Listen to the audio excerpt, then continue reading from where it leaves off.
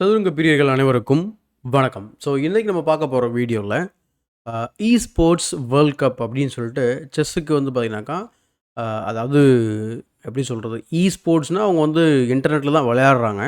Chess.com வந்து இதை வந்து ஹோஸ்ட் பண்ணுறாங்க. ஸோ இந்த டோர்னமெண்ட் வந்து பார்த்திங்கன்னா நேரில் மீட் பண்ணி கம்ப்யூட்டரில் விளையாடுறாங்க. ஸோ இது வந்து ரேபிட் ஃபார்மட் 10+0 வந்து நடந்திருக்கு. இதில் வந்து பார்த்திங்கன்னா என்ன சொல்கிறது, நிறையா சுற்றுகள் வந்து நடந்து முடிஞ்சிருக்கு. ஸோ அது எல்லாத்தையும் நம்ம வந்து எண்ட் ஆஃப் த வீடியோவில் டீட்டெயிலாக வந்து தெரிஞ்சுக்கலாம். இன்றைக்கி நம்ம பார்க்க போகிற கேம் மொத்தமாக வந்து 4 குரூப்ஸாக வந்து பிரிச்சிருக்காங்க. அதில் ஒரு குரூப்பில் வந்து பார்த்திங்கன்னா நம்ம அர்ஜுன் எரிகேசியும் மேக்ஸிம் வெஷாலகாவும் சொல்லக்கூடிய எம்பிஎல்லும் வந்து பார்த்திங்கன்னா விளையாடிருக்காங்க. இது வந்து ஆக்சுவலாக எலிமினேஷன் ப்ராக்கெட்டு. ஸோ யார் வந்து வின் பண்ணுறாங்களோ அவங்க வந்து அடுத்த செமிஃபைனல்ஸ் அந்த மாதிரி வந்து முன்னேறி போவாங்க. ஸோ அந்த விதத்தில் இந்த ரவுண்டு வந்து பார்த்திங்கன்னா ரொம்ப முக்கியமான ரவுண்டு. ஸோ அந்த கேம் தான் நம்ம இன்றைக்கி பார்க்க போகிறோம். ஸோ அர்ஜுன் வந்து பிளாக் பீஸ் வந்து ஹேண்டில் பண்ணுறாரு, எம்பிஎல் வந்து ஒயிட் பீசஸ் வந்து ஹேண்டில் பண்ணுறாரு. அண்ட் இந்த வீடியோவை நம்ம பார்க்கறதுக்கு முன்னாடி இந்த வீடியோக்கு ஒரு லைக் போடுங்க, மறக்காமல் மற்றவங்களுக்கு ஷேர் பண்ணிட்டு சேனலை சப்ஸ்கிரைப் பண்ணி வச்சுக்கோங்க.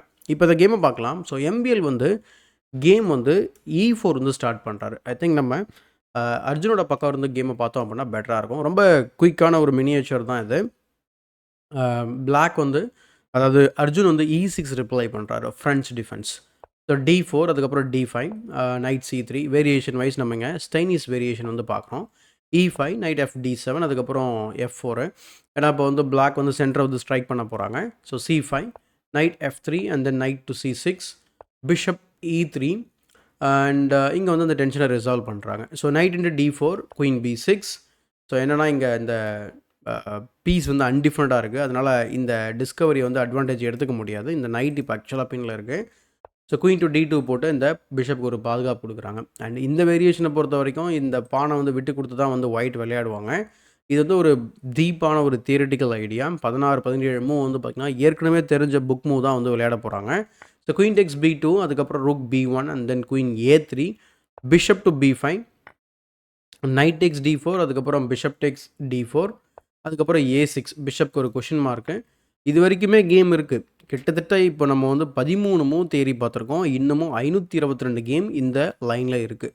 So bishop into D7 check. இப்போ உங்கள் கிங்கோட கேஸ்லிங் ரைட்ஸ் போகக்கூடாது அப்படின்னா நீங்கள் பிஷப்பில் தான் வெட்டணும். நீங்கள் கிங்கால் வெட்டினீங்க அப்படின்னு சொன்னால் ரூக் B3 வந்து ரொம்ப ரொம்ப ஸ்ட்ராங்கான மூவாக இருக்கும். அண்ட் குயின் E7 வரும். இதில் என்னங்க பிரச்சனை அப்படின்னு சொல்லி பார்க்கும்போது உங்களுடைய டெவலப்மெண்ட் வந்து பார்த்திங்கன்னா ரொம்ப லேகிங்கில் இருக்கும். இந்த 2 பீஸ்க்குமே வந்து பார்த்திங்கன்னா ஓப்பனிங் அதாவது டயக்னல் கிடையாது ஓப்பன் பண்ணுறதுக்கு. குயின் ரொம்ப ஆக்வர்டாக பிளேஸாக இருக்குது. அண்ட் கிங்கோட பொசிஷன் சொல்லவே தேவையில்லை. அதனால தான் இந்த பொசிஷனில் நம்ம ஓப்பனிங்கில் எடுத்த பானை இப்போ கொடுத்தே ஆகணும். அதனால் பிஷப் இன்ட்டு D7 அதுக்கப்புறம் ரூக் B3. சரிங்க, இப்போ நம்ம டேரெக்டாக ரூக் இன்ட்டு B7 அடித்தோம் அப்படின்னா என்ன ஆகும்னா ஒன்றும் பிரச்சனை இல்லை. பிஷப் டு B4 ரூக் C8ன்னு இந்த பின்னை ஃபோர்ஸ் பண்ணுற மாதிரி இருக்கும். அதனால தான் என்ன பண்ணுறோம் அப்படின்னா ரூக் B3 போட்டு ஃபஸ்ட்டு குயினை வந்து கிக் பண்ணுறோம். கிக் பண்ணதுக்கப்புறம் குயின் E7 வருது. அதுக்கப்புறம் ரூக் இன்ட்டு B7 அதுக்கப்புறம் ரூக் டு C8.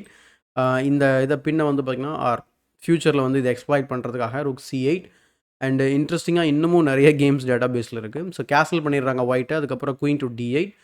ஸோ ஆக மொத்தத்தில் குயின் வந்து இங்கே போயிட்டு இங்கே வெட்டிட்டு இங்கே வந்து ஸோ இப்படி பல மூவ்ஸ் வந்து குயின் வந்து பண்ணியிருக்கு.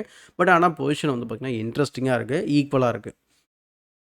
ஸோ ரூக்கை வந்து பார்த்திங்கன்னா அவர் டபுள் பண்ணி விட்டுறாரு. அண்ட் இந்த இடத்துல மெயின் மூவ் வந்து queen to E3. Queen to E3யோட ஐடியா என்ன அப்படின்னா ஃப்யூச்சரில் நம்ம வந்து இந்த பின் வந்து வராமல் எஸ்கேப் ஆகிறது ப்ளஸ் இங்கே பேட்டரி ஃபார்ம் பண்ணுறது. ஏன் அது ரெண்டும் முக்கியம் அப்படின்னு கேட்டிங்கனாக்கா பிஷப் C5 வர்றதை நம்ம வந்து அவாய்ட் பண்ணுறோம். ஸோ இங்கே ரூக் FB1 விளையாடுறாரு. இங்கே குயின் வந்து A5 போகுது. ஸோ இந்த இடத்துல சரியான மூவ் அப்படின்னு சொல்லி பார்த்தா பிஷப் C5. ரொம்ப சிம்பிளாக நீங்கள் பிஷப் C5 போட்டு இந்த ஸ்ட்ராங்கான பிஷப்பை வந்து எக்ஸ்சேஞ்ச் பண்ண ட்ரை பண்ணுங்கள். பின் அதுக்கப்புறம் நம்ம கேன்சல் பண்ணிட்டோம் அப்படின்னா நம்ம கம்ஃபர்டபுளாக கேமை கண்டினியூ பண்ணால் எந்த ஒரு ப்ராப்ளமும் இருக்காதுன்றது தான் ஐடியா. பட் இங்கே அர்ஜுன் வந்து குயின் A5 போட்டு இந்த பிஷப் நைட்டை வந்து பின் போடுறாரு.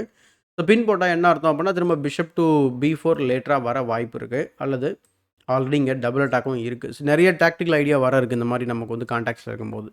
பட் பானு F5 போடுறாரு. அதே போல் இந்த மூவ் பார்த்தீங்கன்னா கொஞ்சம் வந்து இப்போ இந்த மூவ் வச்சதுக்கப்புறம் உங்களுக்கு புரியும்.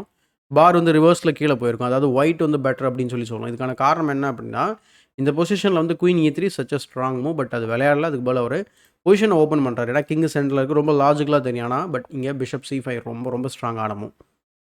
என்னென்னா இப்போது த்ரெட்டு ரொம்ப simple. Bishop into bishop queen into and then queen Tex C3 அப்படிங்கிற மாதிரி இங்கே பிளான் பண்ணுறாரு. ஸோ அதனால் ரூக் 1 B3 போட்டு இங்கே இதுக்கு பாதுகாப்பு கொடுக்குறாரு. அப்படி கொடுத்த உடனே இந்த பொசிஷன்லேயே வந்து பார்த்திங்கனாக்கா இன்னும் ஒரு சில வேரியேஷன்ஸ் நம்ம வந்து பார்க்க வேண்டியிருக்கு. லைக் குயின் E3 போனோம் அப்படின்னா bishop C5 and then knight to B5. Very என்ன சொல்கிறது, ஒரு ப்ரில்லியண்ட்டான ஒரு மூவ் இந்த இடத்துல. ஸோ இங்கே நம்ம வந்து டேக் பண்ணோம் அப்படின்னா பிஷப் இன்டு C5 உங்களுக்கு வந்து ஸ்ட்ராட்டஜிக்காக வந்து white is winning the game. ஏன்னா நீங்கள் கேஸ்லிங்கே பண்ண முடியாது. பட் கேமில் வந்து இந்த மாதிரி நடக்குது. பிஷப் C5 இந்த லைன் வந்து பார்த்திங்கன்னா அர்ஜுனுக்கு வந்து பெட்டராக இருக்குது. ரூக் 1 B3 அதுக்கப்புறம் E takes F5. இப்போதைக்கு வந்து அர்ஜுன் ஒரு பானை எக்ஸ்ட்ரா கேப்சர் பண்ணியிருக்கிறாரு. H4 அண்ட் இங்கே கூட அவருக்கு கேமை ஈக்குவலைஸ் பண்ண சான்ஸ் இருக்குது. என்ன மூவ் விளையாடணும் அப்படின்னா bishop into C5 is the only move. Queen take C5 check allow பண்ணிவிட்டு அதுக்கப்புறம் குயின் F2 போட்டு குயின் ட்ரேட் பண்ணலாம். ஏன்னா சப்போஸ் நம்ம குயின் ட்ரேட் அவாய்ட் பண்ணுறோம் அப்படின்னா நீங்கள் எங்கே மூவ் பண்ண போகிறீங்க? மேபி குயின் C6 போகலாம். But in that case queen A7 வந்து ரொம்ப ஸ்ட்ராங் ஆகிடும். அதனால் குயின் ட்ரேட் பண்ணுறது தான் நல்லது. அதுக்கு தான் குயின் F2 வைக்கிறதே உள்ளே வர்றதுக்காக. ஸோ குயின் ட்ரேட் பண்ணதுக்கப்புறம் bishop E6 and then knight to D2, knight to D4, knight to E2 and then knight to D4னு ஒரு பிளாக்கெட் கிரியேட் பண்ணிவிட்டு கேமை வந்து பர்ஃபெக்டாக வந்து கண்டினியூ பண்ணலாம். பெரிய பிரச்சனை வராது ஆக்சுவலாக. ஒரு பான் அப்போ அது வந்து சமாளிக்க முடியும் தான். பட் கேமில் வந்து அவர் H4 விளையாடுறதுனால என்ன ஆகுது அப்படின்னா பிஷப் E6 போட்டுறாரு முன்னாடியே. இந்த பானுக்கு வந்து பாதுகாப்பு கொடுத்துட்றாரு. கிங்கை வந்து பின்லேருந்து அன்பின் பண்ணதுக்கப்புறம் வந்து பார்த்திங்கன்னா கேன்சல் பண்ணி விட்டுறாரு. கேன்சல் பண்ணதுக்கப்புறம் H3, H5 வராரு. And then bishop Tex D4. இப்போ அந்த பானுக்கான காம்பன்சேஷன் வந்து பார்த்திங்கன்னா ஒயிட்டுக்கு எதுவுமே கிடையாது, சுத்தமாக கிடையாது. ஸோ அதனால் அட்வான்டேஜ் வந்து பார்த்திங்கன்னா இவருக்கு இருக்குது. அது மட்டும் இல்லாமல் அவருக்கு ஆக்டிவான ப்ளேவுமே கிடைக்குது. எக்ஸாம்பிளுக்கு கேமில் ரூக் C4 போட்டு குயினை கிக் பண்ணுறாரு. அப்படி கிக் பண்ணதுக்கப்புறம் குயின் B6 போகிறாரு. ஏன்னா இந்த பொசிஷனில் வந்து குயினை வந்து நம்ம சும்மா ரேண்டமாக ரீட்ரீட் பண்ணோம் அப்படின்னு சொன்னால் பான் டு D4லாம் ரொம்ப ரொம்ப ஸ்ட்ராங்கான மூவாக இருக்கும். ஏன்னா இங்கே இந்த பான் ஃபால் ஆகிடும். So this is completely last. So queen B6 queen trade நடக்குது. அதுக்கப்புறம் பான் டு D4 போடுறாரு. ஏன்னா இப்போ நைட்டை கிக் பண்ண முடிச்சதுக்கப்புறம் நம்ம டிஸ்கவரி கூட ஏதாவது செட்டப் பண்ண முடியும். ஸோ நைட் டு E2 போனதுக்கப்புறம் rook into C2. Rook into C2க்கு அப்புறம் அவர் ரூக் B2 தான் போடுறாரு. சப்போஸ் இங்கே போய் வெட்டணும் அப்படின்னா இங்கே வந்து உங்களுக்கு ரூக் அட்டாக்ல இருக்குது. அதுதான் பிரச்சனை. ஸோ அதனால் அந்த வாய்ப்பு இல்லை. அதனால் ரூக்கை மூவ் பண்ணிக்கிறாரு. ரூக்கை மூவ் பண்ணி ரூக்கையும் சேலஞ்ச் பண்ணுறாரு. ப்ளஸ் நைட்டுக்கும் பாதுகாப்பு கொடுக்குறாரு. ரூக் ட்ரேட் பண்ணதுக்கப்புறம் வந்து பார்த்திங்கன்னா இவர் ரூக் ட்ரேட் பண்ணுறதுனால அவருக்கு ஒரு மூவ் எக்ஸ்ட்ரா கிடைக்குது. அதனால் திரும்ப அந்த பான் வந்து தப்பிச்சு முன்னாடி போயிடுது. இப்போதைக்கு நல்லா கவுண்ட் பண்ணி பார்த்திங்க அப்படின்னா 2 பான் வந்து அர்ஜுன் அப்பில் இருக்கிறாரு. ஸோ அதுக்கப்புறம் நைட் வந்து பார்த்திங்கன்னா F4ல் லேண்ட் ஆகிட்டு பிஷப் அட்டாக் பண்ணோன்னே அவர் பிஷப் ஆஃப் C4ல் போட்டு இந்த பானுக்கு பாதுகாப்பு கொடுக்குறாரு. கிங் G3 பின் அதுக்கப்புறம் ரூக் டு D8. த்ரெட் வந்து rook pawn to D2, pawn to D1 queen பண்ண பார்க்குறாரு. அதனால் ரூக் டு D2 வைக்கிறாரு. அதனால் வந்து பார்த்திங்கன்னா தேர்டு பானும் ஃபால் ஆகிடுது. அண்ட் இந்த பொசிஷனில் வந்து பார்த்திங்கன்னா ஃபர்தராக வந்து ஆக்சுவலாக கேம் வந்து போகலை. இந்த இடத்துலேயே வந்து MVL வந்து ரிசைன் பண்ணிடுறாரு. ஸோ ரொம்ப சிம்பிளான ரீசன் தான் ஏன் ரிசைன் பண்ணணும் அப்படின்னா இது வந்து ப்ரில்லியண்ட்டான ஒரு சாக்ரிஃபைஸ். ஏன்னா நீங்கள் எடுத்தீங்க அப்படின்னு சொன்னால் D2 திரும்ப நீங்கள் இங்கே எடுத்தே ஆகணும். எடுத்ததுக்கப்புறம் உங்களுக்கு இது வந்து நம்ம எக்ஸ்பிளைன் பண்ண வேண்டியிருக்காது. யார் வேணால் ஈஸியாக கன்வெர்ட் பண்ணுவாங்கன்னு நினைக்கிறேன், ஓரளவுக்கு கேம் புரிஞ்சவங்களுக்கு. ஸோ அல்லது நீங்கள் பேக் ரேங்க் போனீங்கன்னா ப்ரொமோஷன் நடக்கும். ஸோ ரொம்ப சிம்பிளான இது தான், திரும்ப அதை எக்ஸ்பிளைன் பண்ண வேண்டியிருக்காதுன்னு நினைக்கிறேன். ஸோ பிஷப் இன்டு A2 அடித்த உடனே இங்கே தான் வந்து ரிசைன் பண்ணிடுறாரு. இதனால் வந்து MBLக்கும் இவங்களுக்கும் நடந்த இது வந்து ஒரு ஆக்சுவலாக அந்த குரூப்போட ஃபைனல்ஸ் மாதிரி. அந்த குரூப்பில் யார் வந்து ஃபைனலில் வந்து எலிமினேட் பண்ணுறாங்களோ ஆர் யார் வந்து ஜெயிக்கிறாங்களோ அவங்க வந்து பார்த்திங்கன்னா அடுத்த ஸ்டேஜுக்கு வந்து முன்னேறி போவாங்க. ஸோ இது வந்து ரொம்ப கன்ஃபியூஸ்டான விஷயம். நம்ம எல்லாமே இப்போ வந்து ரிசல்ட்ஸ் பேஜ்லேயும் ப்ளஸ் ஹோம் பேஜ்லேயும் போயிட்டு நம்ம வந்து பார்க்கலாம்.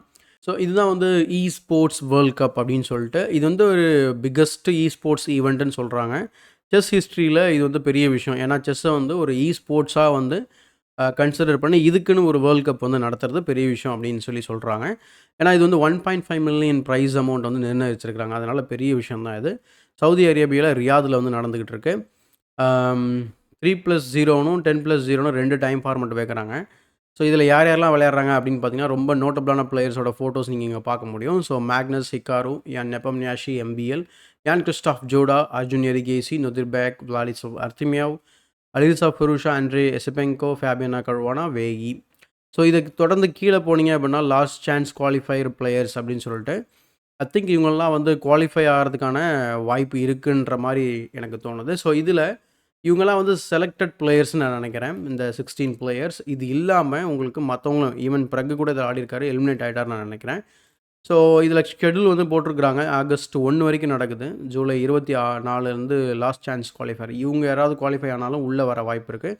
பின்ன அதுக்கப்புறம் தான் வந்து குரூப் பண்ணுறாங்க. ஸோ இங்கே பார்த்தீங்கன்னா 10+0 தான் time format fixed. So prize amount இங்கே ஃபர்தராக பிரேக்கப் பண்ணியிருக்கிறாங்க. பின்ன அதுக்கப்புறம் நம்ம வந்து உங்களுக்கு ரிசல்ட்ஸ் பேஜ் போனோம் அப்படின்னா ஓரளவுக்கு ஒரு ஐடியா கிடைக்கும். ஸோ ஃபஸ்ட்டு இந்த லாஸ்ட் சான்ஸ் குவாலிஃபயர்ன்றத வந்து ப்ளே ஆஃப் மாதிரி.